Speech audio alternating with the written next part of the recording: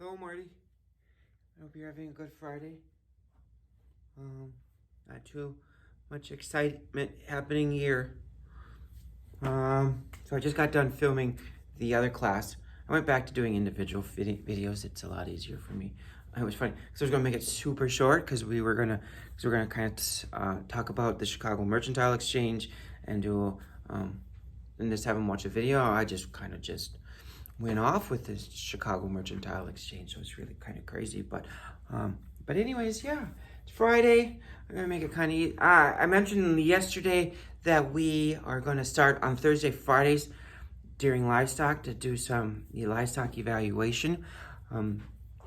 Also gonna bring out that, and the reason why I'm gonna do that, it's because it's also just in case it's something you start to enjoy doing, because you judge. We're gonna start out with beef since you're familiar with beef, and then probably move into some hogs and sheep and goats and stuff like that.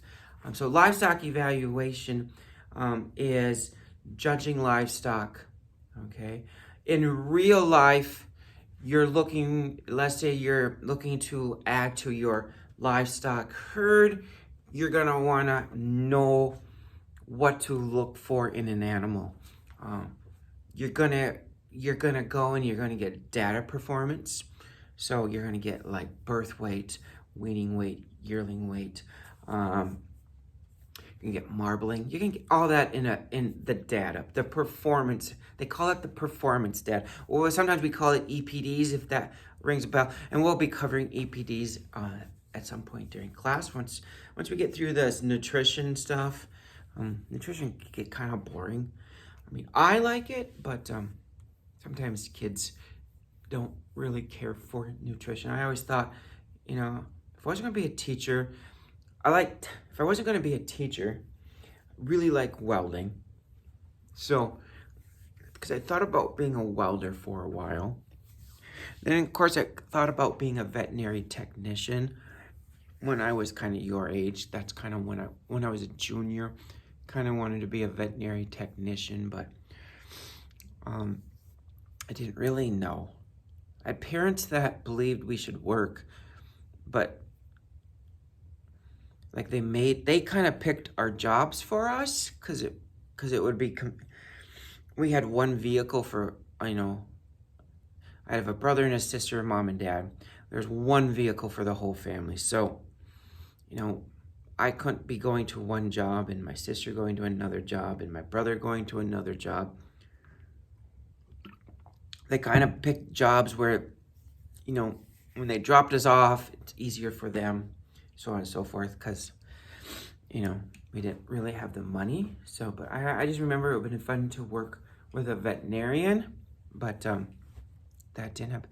Then as I was going to college and becoming an ag teacher, you take a variety of classes. And I also have a minor in animal science.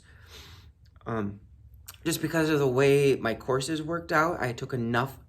And if you go on to college, whatever you major in, some of the classes you might take might equivalent out to be a minor.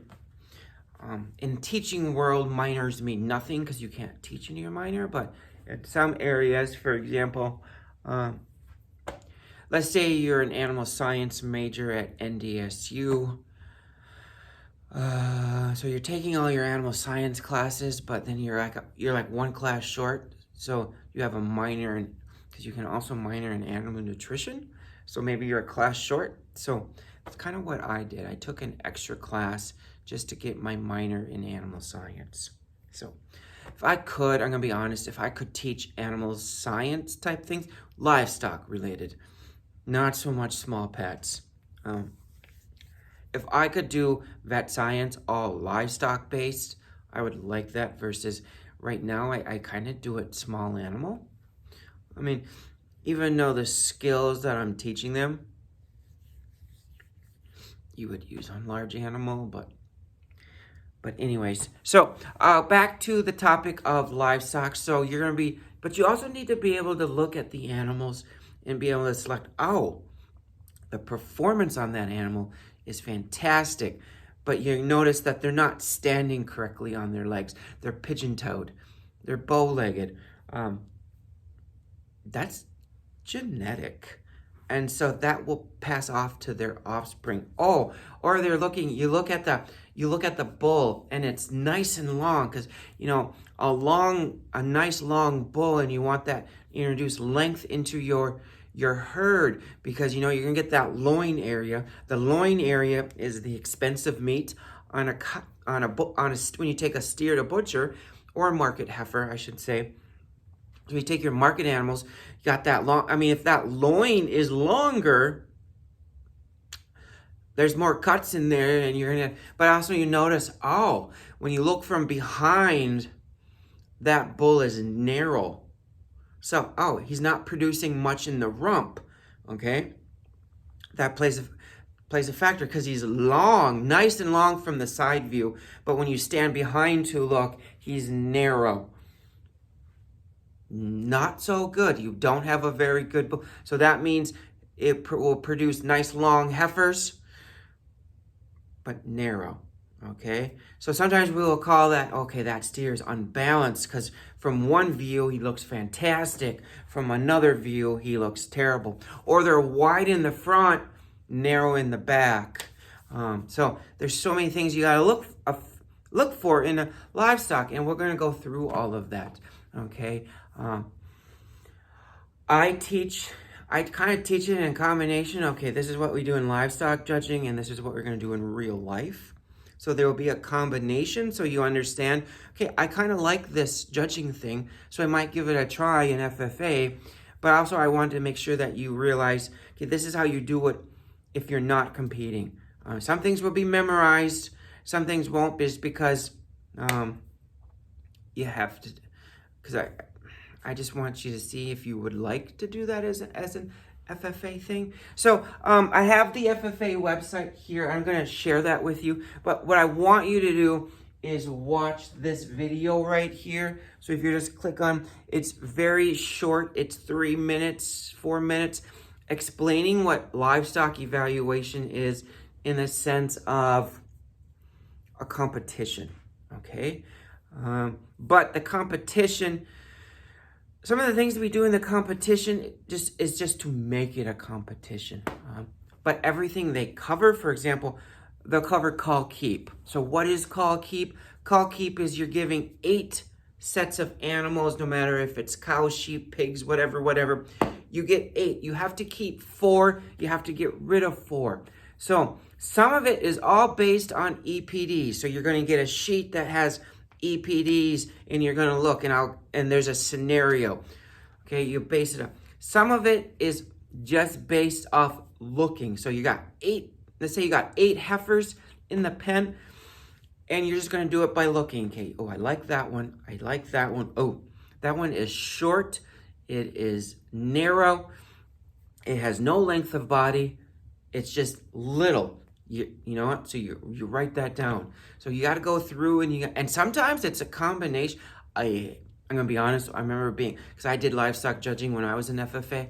I did not like call keep when you had to base it both off the EPDs, and because remember, something might look good on paper, but then when you see it in person, it's terrible. You probably have had that experience when you've bought in cattle.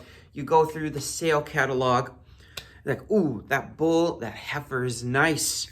And then when you actually see it, it's like, oh, it's not what you expected. It always happens. So call keep, oral reasons. Oral reasons is the only thing, we don't really practice oral reasons. I might have you tell me why you picked, so in the class you placed them the way you did. In judging contests, there's a certain way it needs to be done. So that's where I teach you the real life, is how you do it in real life. I kind of teach you both, I should say that. But anyways, yeah, I want you to watch this video and then tell me one thing interesting about the video. So other than that, I hope you have a great weekend, and I'll probably come over. When I come over, I'll let you know. If you just want to come and help do the activity that day with the kids over there, I do have to find activities for you to do when I'm over there. So maybe I'll start thinking of that. Especially when we actually get into the nutrition stuff. So you do some activities. You do some mixing of, we use human food, but you do it with, you'd make it like the mixing of feed rations. So, but anyways, hope you have a good weekend.